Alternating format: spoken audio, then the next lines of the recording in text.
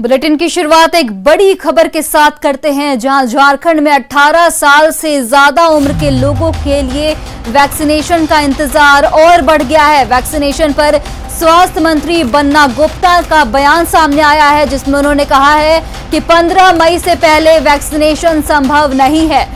बन्ना गुप्ता ने कहा कि राज्य सरकार ने 50 लाख वैक्सीनेशन के ऑर्डर दिए हैं।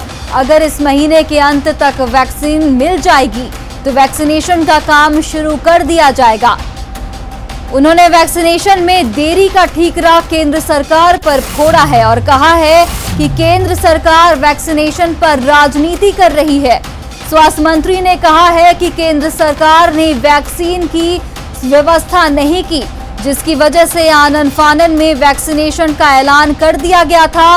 उन्होंने कोरोना काल में दूसरे देशों को वैक्सीन देने को भी गलत बताया है। साथ ही वैक्सीन की अलग अलग प्राइसिंग पर भी बन्ना गुप्ता ने कई सवाल उठाए। बन्ना गुप्ता ने कहा कि केंद्र ने जल्दबाजी में कह तो दिया कि वैक्सीनेशन की प्रक्रिया शुरू कर ली जाए, पर वैक्सीन की आपूर्ति सही तरीके से नहीं की गई, जिसकी वजह से झारखंड की जनता को वैक्सीन के लिए अब थोड़ा और इंतजार करना पड़ेगा।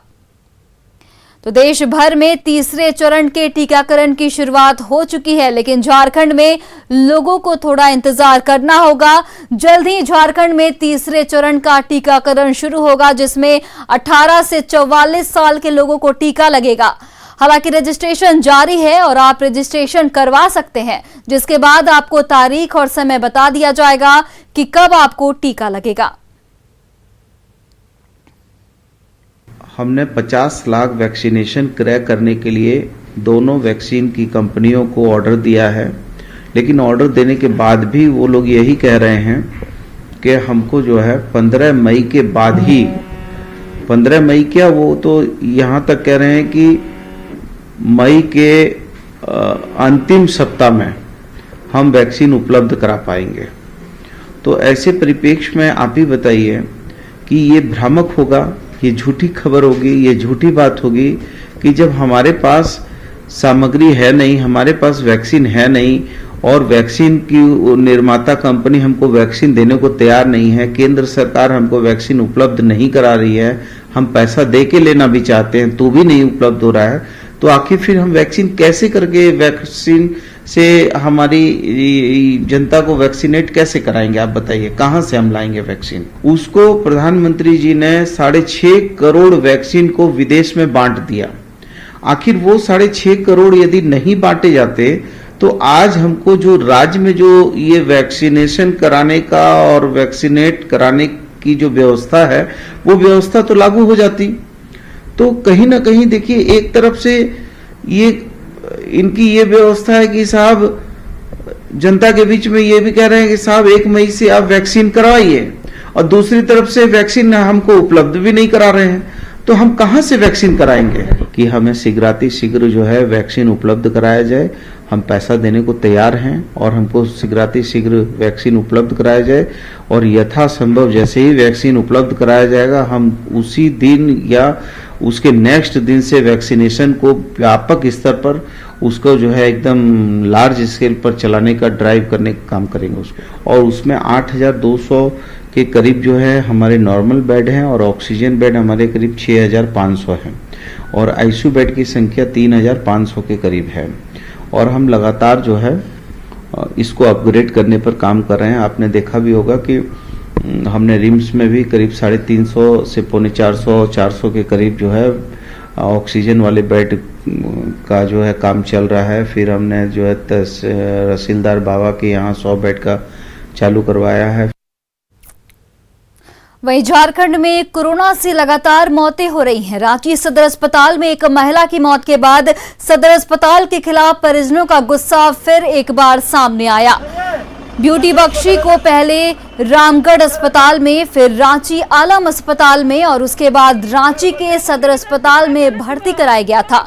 ब्यूटी बख्शी को सीने में दर्द की शिकायत थी और उनका कोरोना जांच रिपोर्ट भी अभी आना बाकी था। रात भर परिजन अस्पताल के डॉक्टर से लेकर अधिकारी तक से गुहार लगाते रहे, किसी ने नहीं सुना। अंततः ब्यूटी बख्शी ने सदर अस्पताल में दम तोड़ दिया।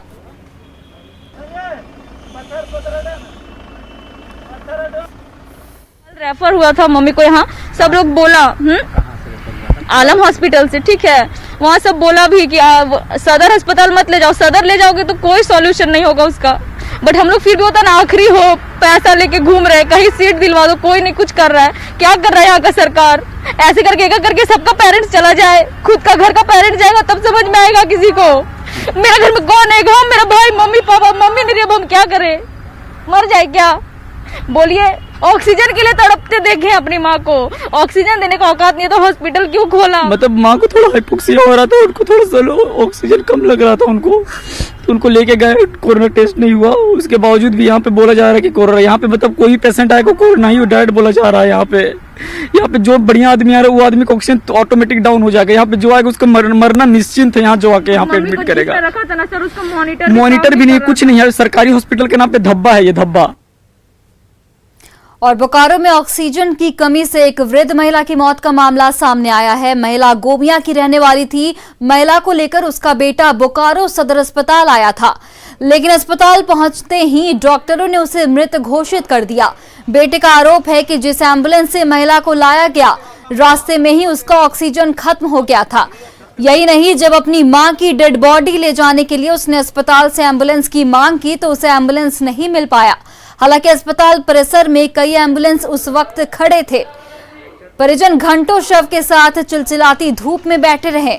इस दौरान औचक निरीक्षण में अस्पताल पहुंचे 4 एसडीएम और सिविल सर्जन ने एम्बुलेंस का इंतजाम करवाया। 10:20 में वहाँ एम्बुलेंस में चढ़ाए, रेफर किए गोमिया हॉस्पिटल। अब यहाँ लाते लाते मेरा गाड़ी का ऑक्सीजन ख़त्म हो गया। ड्राइवर कहता है हमें पता नहीं जो ऑक्सीजन है कि नहीं, हमें क्या पता, कोई मीटर नहीं रहता है, कोई कुछ नहीं रहता है। बीच में ऑक्सीजन खत्म हो गया जिसके कारण मेरी माँ की मृत्यु हो गई। 108 एम्बुलेंस में अगर था तो हम लोग 108 एम्बुलेंस वाले से पूछेंगे, क्योंकि 108 एम्बुलेंस तो हम लोग के अंदर है नहीं, वो स्टेट से चलता है। तो किस परिस्थिति में उसका ऑक्सीजन खत्म हो गया हम पूछते हैं।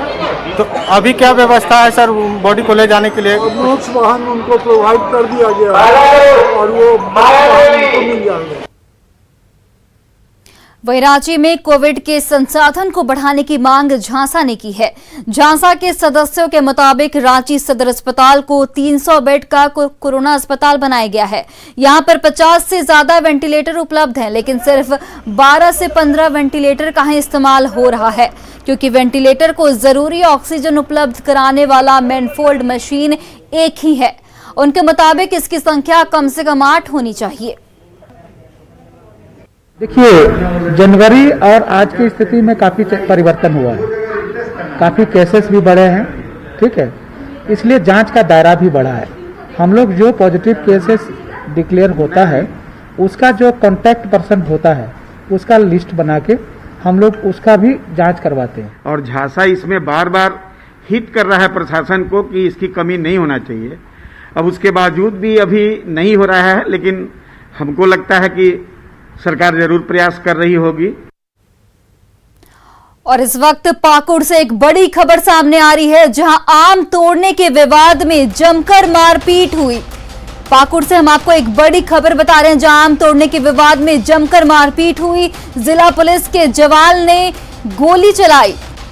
फायरिंग में एक किशोर की मौत हो गई। आपको बता दें, इस फायरिंग में एक किशोर की मौत हो गई है। फायरिंग में एक जवान की भी मौत हो गई है। दुमका जिला पुलिस बल में तैनात था जवान। झड़प में एक व्यक्ति घायल व्यक्ति को फिलहाल अस्पताल भेजा गया है, जहां पर उसका इलाज चल रहा है।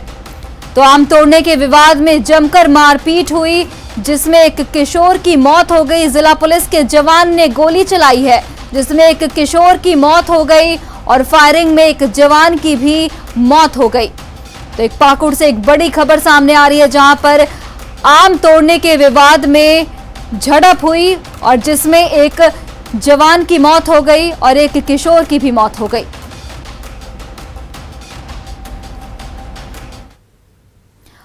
और देवघर में कोरोना संक्रमण थमने का नाम नहीं ले रहा है। बीते कुछ दिनों में देवघर में लगातार 200 से अधिक नए मामले सामने आ रहे हैं। साथ ही संक्रमण से मौत की संख्या भी बढ़ती जा रही है।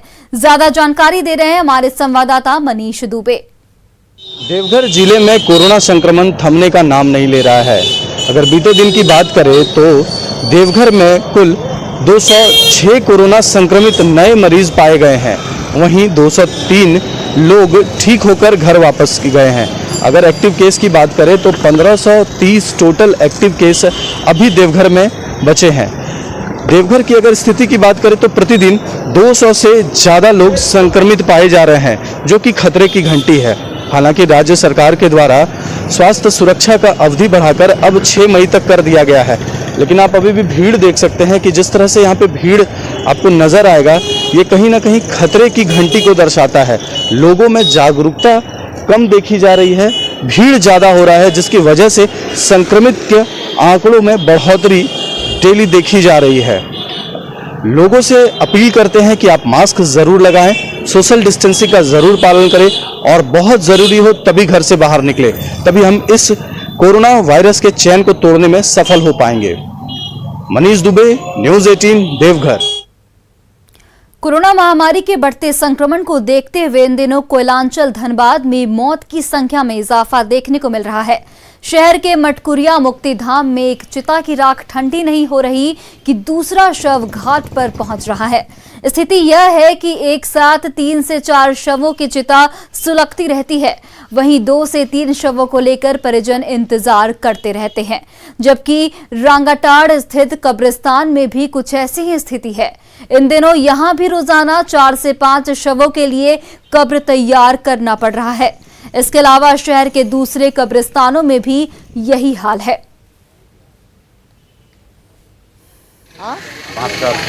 अच्छा, कितने ऑर्डर आता है प्रतिदिन? प्रतिदिन वही आपको मोटा मोटी 15, 20, 10। आज कितने ऑर्डर हैं? आज ये 10वां। जब पूरे देश में ऑक्सीजन को लेकर संकट का वक्त है, तो इस दौर में रिलायंस इंडस्ट्रीज युद्ध स्तर पर इस प्रयास में जुटा है कि कैसे ज्यादा से ज्यादा ऑक्सीजन की सप्लाई की जाए, और वो भी free of cost. Reliance industries अपने संसाधनों के इस्तेमाल के जरिए भारत का सबसे बड़ा ऑक्सीजन उत्पादक बनने के लिए पूरी कोशिश कर रहा है, ताकि अस्पतालों में ऑक्सीजन की कोई कमी न हो और एक भी मरीज ऑक्सीजन की कमी से दम न तोड़े। रिलायंस इंडस्ट्रीज के चेयरमैन मुकेश अंबानी खुद जामनगर स्थित ऑक्सीजन प्लांट के पूरे काम को देख रहे हैं कि जिससे कि उत्पादन और ट्रांसपोर्टेशन में कहीं कोई परेशानी न हो।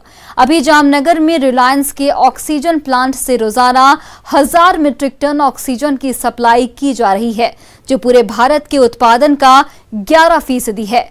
सिर्फ अप्रैल महीने की बात करें तो जामनगर के ऑक्सीजन प्लांट में 15,000 मीट्रिक टन ऑक्सीजन की सप्लाई निशुल्क की गई है, जिससे कि 15 लाख मरीजों को ऑक्सीजन मिला है। एक दिन में रिलायंस के ऑक्सीजन प्लांट से निकलने वाला ऑक्सीजन 1 लाख मरीजों की जान बचा रहा है। एक ही जगह जामनगर से पूरे देश के लिए मेडिकल ऑक्सीजन का उत्पादन रिलायंस ने 0 से शुरू किया, लेकिन दृढ़ इच्छा शक्ति और देश सेवा की भावना की बदौलत कम समय में ही अब पूरे भारत में जितना ऑक्सीजन उत्पादन होता है उसका 11% रिलायंस अकेले ही कर रहा है। तो कम समय में RIL का सराहनीय प्रयास। मुकेश अंबानी खुद प्लांट की मॉनिटरिंग कर रहे हैं। ऑक्सीजन की निशुल्क सप्लाई की जा रही है और इससे यह सुनिश्चित किया जा रहा है कि अस्पताल में ऑक्सीजन की कोई कमी न हो। जिन्हें भरोसा नहीं वो लिख कर रख लें, कोरोना के खिलाफ चल रही ये जंग तो देश ही जीतेगा, क्योंकि देश के साथ है ऐसे हाथ जो मदद के लिए मन से उठते हैं। ऐसे ही एक बेमिसाल महिला है जुबैदा बीवी, जिन्होंने वैक्सीनेशन में सहयोग के लिए अपनी बकरियां बेच दी।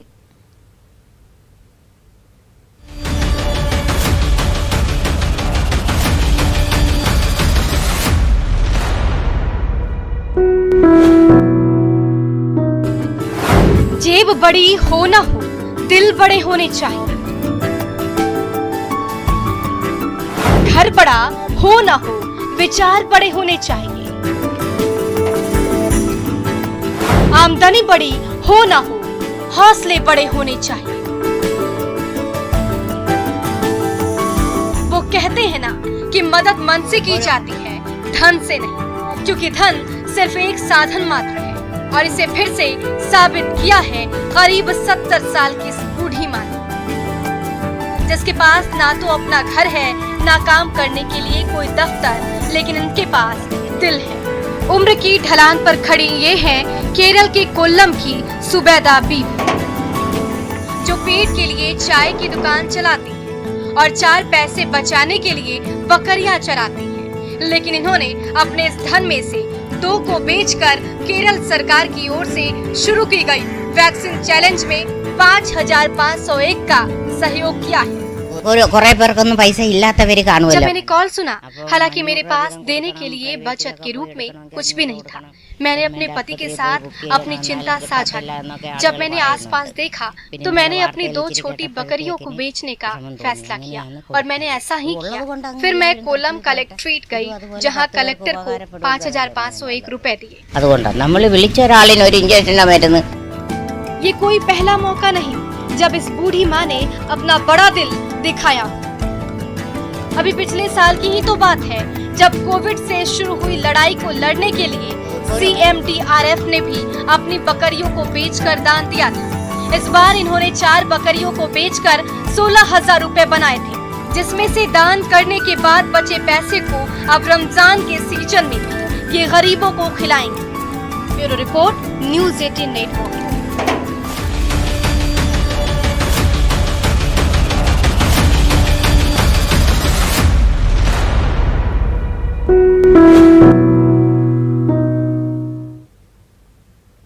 तो फिलहाल इस बुलेटिन में इतना ही। देश और प्रदेश की तमाम बड़ी खबरों के लिए आप देखते रहिए न्यूज़ 18 बिहार झारखंड।